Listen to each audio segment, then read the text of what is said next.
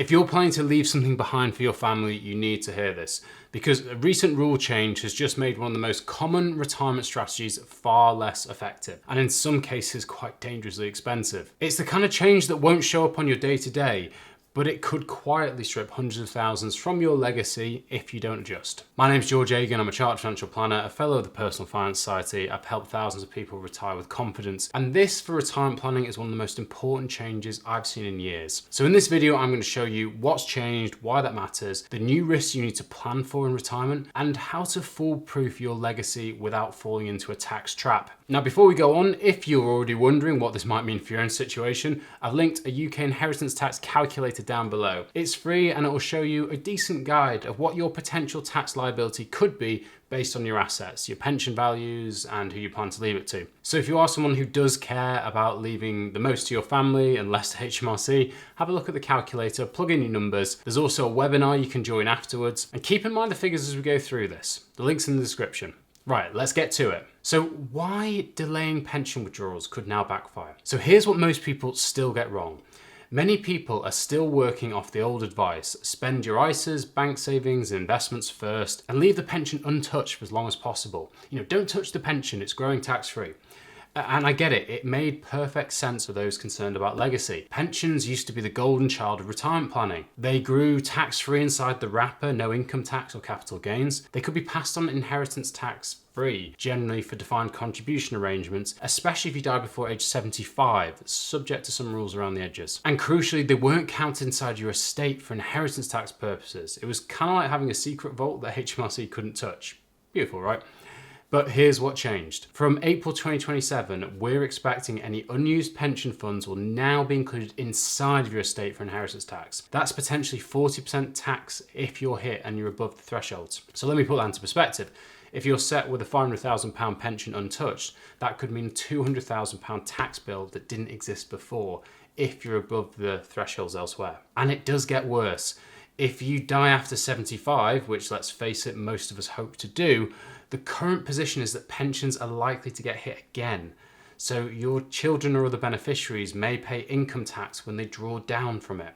So suddenly, the untouched pot isn't such a clever strategy anymore. You could argue it may be a tax time bomb waiting to go off. I had a client last month, a lovely kind of couple from Kent who'd been following the old playbook perfectly. They spent down their ISAs, used their savings, and left a £750,000 pension untouched for legacy because they really cared about it. Now, under the old rules, that's a genius move. But under the new rules, that could mean an extra £300,000 inheritance tax if position stays as it is on their death. So what do I tell clients to do now? Well, we do have to change when the facts change. We don't just leave pensions to last anymore. We look at what to draw and when to draw it, and how to keep your overall tax bill, both in life and in death if you're concerned about legacy, under control. It's kind of like playing chess instead of checkers. You need to think 3 moves ahead, not just one. But what if you just do nothing? Just leave it be and hope it works itself out? Well, that might actually be the worst option of all if you're concerned about legacy, which brings us to a silent killer of retirement plans. Why doing nothing is potentially the most expensive option. So people assume that avoiding decisions means avoiding mistakes. If I don't touch anything, I can't mess up, right?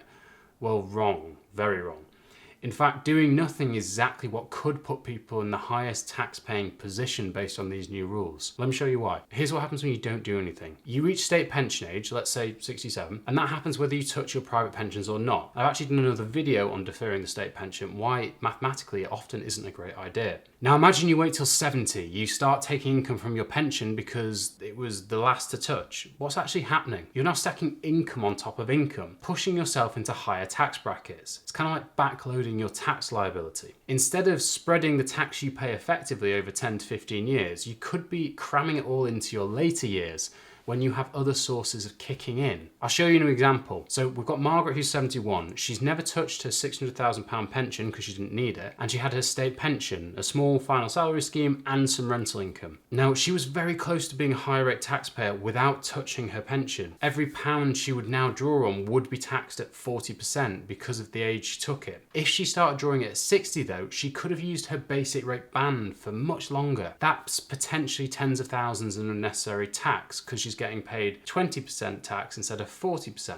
But here's the kicker under the new rules. If you die with a large untouched pension pot, that could now get hit both by inheritance tax at 40%, because from 2027 the pension can sit inside your estate for inheritance tax, and income tax again at the beneficiary's marginal rate. Who knows, maybe even up to 45%, because they pay tax when they withdraw it if you die after 75. That's referring to a defined contribution arrangement. And if you leave everything till too late, you might not have time or capacity to rearrange things. Once you're in your late 70s or 80s, your time to do dramatic things narrows, understandably. So what is the solution? Well, start planning early. It's important now to take more of a holistic look. Effectively, look at your entire cash flow plan, if you care about legacy, of course. And we can't just follow the old rule book. It could be the case that even small extra drawdowns in your 60s could be a much better idea, because they may make better use of your basic rate bands year after year and reduce the size of your estate gradually. Remember, a 20% tax charge is going to potentially be much better than a 40% and give you the benefit of maybe spending it now or gifting it now. It's kind of like diffusing a tax time bomb. You want to do it slowly and carefully, not wait until the time is about to hit zero and you're choosing between red and green. And this is where the conversation shifts, because it's not just about retirement income anymore. It's about what happens to your money across your entire life and beyond. So you need to think about a strategy that balances lifetime and legacy taxes, if you care about legacy. And here's what most people get wrong. They focus on one thing, either reducing the tax while they're alive or trying to pass on everything tax-free. But very few people build a strategy that considers both. And that's where a lot of the value gets lost, in the gap between those two goals. Let me put this plainly. If you withdraw too much too early, you could overpay on income tax today. But if you withdraw too little, you could die with a massive pension pot and the kids lose a fortune to inheritance tax. It's like trying to keep the danger at bay on both sides. So what do I do with my clients on a day-to-day basis? Well, we look at a balanced approach. We run scenarios, lots of them. And we ask the important questions when we run their cash flow plan. What do they actually need to live on? Not just survive, but live well, have the life that they've worked hard for. What can you afford to gift now or draw down early without compromising your security in later life? We have to make some assumptions here. No one has a crystal ball. But also, with a bit of foresight, what's your tax position now and what's it likely to be in 5, 10, 15 years? Let me give you an example. We've got David and Susan, both 62. They had combined pension pots worth 1.2 million plus their home and some savings, so they're doing quite well. Now, the old approach would say, don't touch these pensions, live on everything else first because they're outside of your estate. But when we model it out, we find something interesting. By drawing a bit more from their pensions in the earlier years, even if they might be in excess, they could potentially then stay within the basic rate band, give the extra to the kids now when they're more likely to need it, reduce potential inheritance tax bills. It's the power of joined up thinking. So the key insight is, don't just think your pension is just a retirement income tool. Think of it as part of your overall estate plan. That shift in mindset changes everything. And speaking of estate planning, here's the part that people often get wrong. Sometimes it could be smarter to pay more tax now through gifting. And this one can make people's heads explode. You're seriously telling me to pay more tax now? Well, sometimes, but stay with me here. People often assume that touching their pension, especially if it means triggering income tax, is always a bad idea. So they leave it untouched thinking they're being clever. But sometimes actually paying a bit of tax now avoids a much larger bill if you do care about legacy. Say you're drawing income from your pension and you've got more than you need to live on, which is surprisingly common in later retirement. You can gift that surplus income to your kids or grandkids. Let me walk you through the maths. This is under the normal expenditure out of income rule. So let's say you draw £20,000 from your pension, you pay basic rate, that's £4,000 gone. You're left with £16,000, which you could gift to your children. And you could go, well, I've just paid $4,000 in tax, that's not good. But if we consider it in the context that if you fast forward 10 years and you've passed away, that $16,000 you gifted is completely outside your estate. No 40% inheritance tax, if that applied to you. But if you'd left that £20,000 in the pension, well, if you die after 75 under the current rules, which statistically most of us will, it could be taxable at the beneficiary's income tax rate, that could be 40%. It could be counted in the estate from 2027, that's 40%. So the kids could lose 64% plus of the money. They could get 7,200 instead of 16,000. So yes, in certain circumstances, paying 20% now to save 64% or above later might be worthwhile considering, especially if they can invest the funds and get growth themselves. In fact, a later video, I'm going to go through a retirement strategy which I think could save people thousands on this. But for now, let's imagine you need to do a larger gift. So I'll give you an example. Let's say we've got Robert here. He started taking £40,000 per year from his pension at 68. Now, because there was a lot of funds in ISAs, he only paid basic tax on this, and he gifted the proceeds to his kids for house deposits. The tax bill, of course, stung at first because he was making relatively large withdrawals over some time and seeing that tax being paid every single time he did it. But actually, when you run the numbers, if you're concerned about inheritance tax, you could save your family over £200,000. But here's the beautiful part. He gets to see his children benefit from it while he's alive. He attended his grandson's birthday party in the home his gift helped to buy. You can't really put a price on that, I don't think. Obviously, any strategy where you're giving large amounts or certainly paying income tax needs careful coordination. You need to make sure you're not putting your own retirement at risk. And the challenge is the golden rule is you shouldn't give away what you might need. But if through good planning it's clear you've got a genuine surplus, if you're sitting on more than you ever spend, then yes, if you care about what you leave to your kids, then sometimes paying tax today could make sense. But even with the best gifting intentions, it's easy to miss one technical detail that can undo the whole plan. And you probably do need to review your nominations because this boring bit could cost hundreds of thousands. People assume their pension will go to their spouse, their kids, or their partner because they filled out a form 10 years ago. I did the paperwork when I joined the scheme is a really common thing to say. But here's the thing, your nomination needs to evolve as the tax rules change.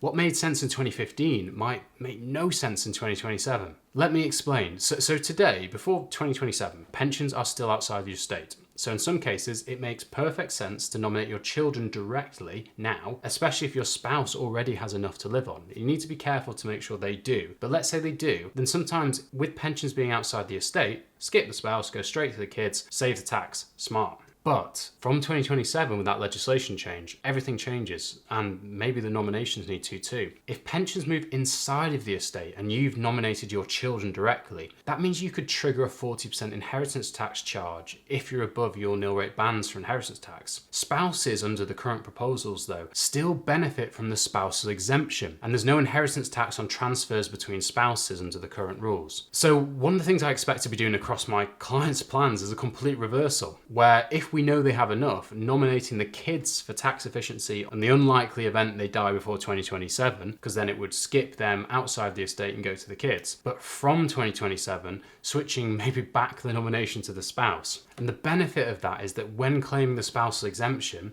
the spouse could potentially then gift at their will and there'll be less chance of getting hit for that inheritance tax charge. But you have to be careful. There's no point in saving theoretical inheritance tax if your spouse doesn't have enough today. So what I would strongly suggest is that if you don't have your nominations in order, double check them and then maybe set a reminder from around 2027. It's April in theory when this all comes in, standard tax year start. Review your nominations and consider coordinating decisions with your spouse, your advisor, and your wider estate plan. It is exciting stuff, not really.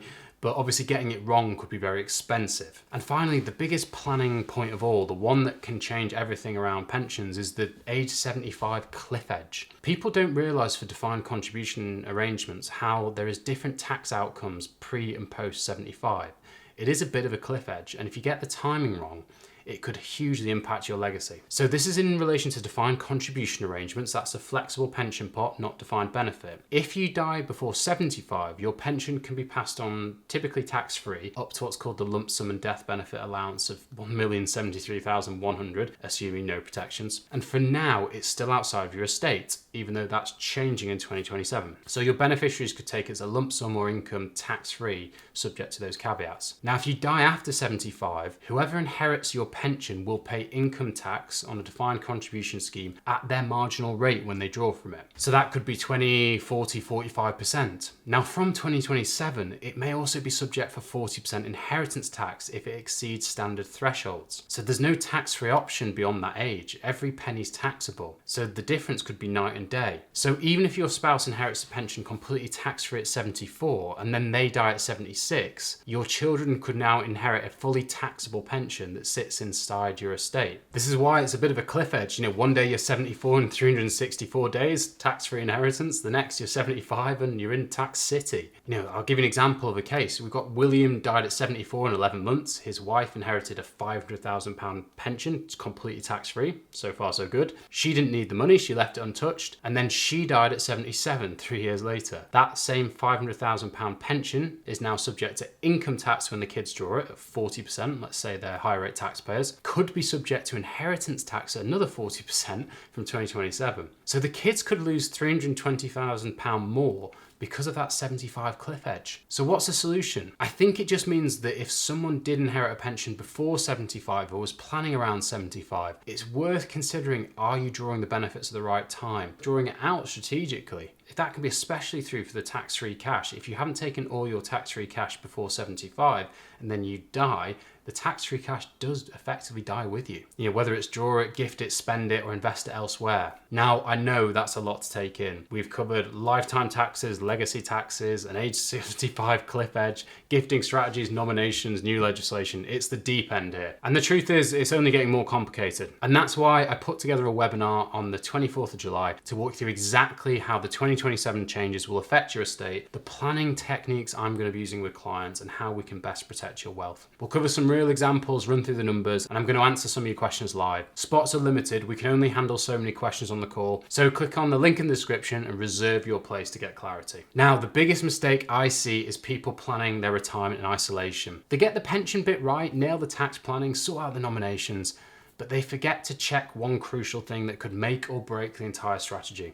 So if you're serious about retiring well, and I mean really serious, watch this next video where I break down the one thing every retirement plan needs to get right. It's not what most people think, and missing it could unravel a lot of things you planned. So click here and watch it now, and I'll see you there.